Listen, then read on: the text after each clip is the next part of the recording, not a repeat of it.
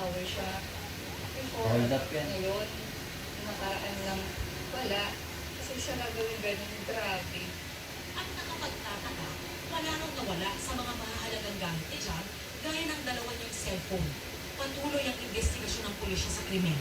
Hustisya na tulungan ako ng pulis na nakapahuli sa kanya.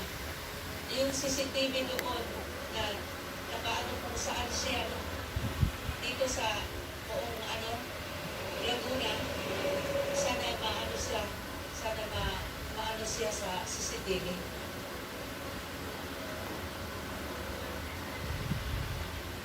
Igan ngayong araw inaasahang maglalabas ng karagdagang impormasyon o mga detalye ang pulisya matapos sa case conference na isasagawa ngayong araw.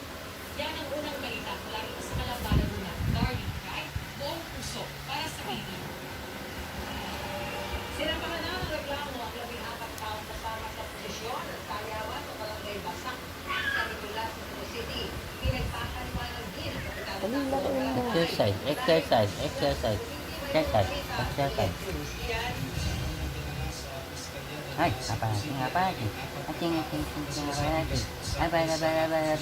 apa lagi? Kaya nga, apa lagi? Kaya bibili. Kinabibilangan ito ng nag-organisa ng paglibot ng mga imahen ng ng kanilang sityo. Kasama rin sa reklamo pati na ang mga mananayaw. Sinumpan sila ng reklamo kaugnay sa paglabag sa Section 9, Paragraph E ng RA 1132 ng pagtahan ng Jeremy Cruz, organizer na si Nicolas Judah. Sinabi ko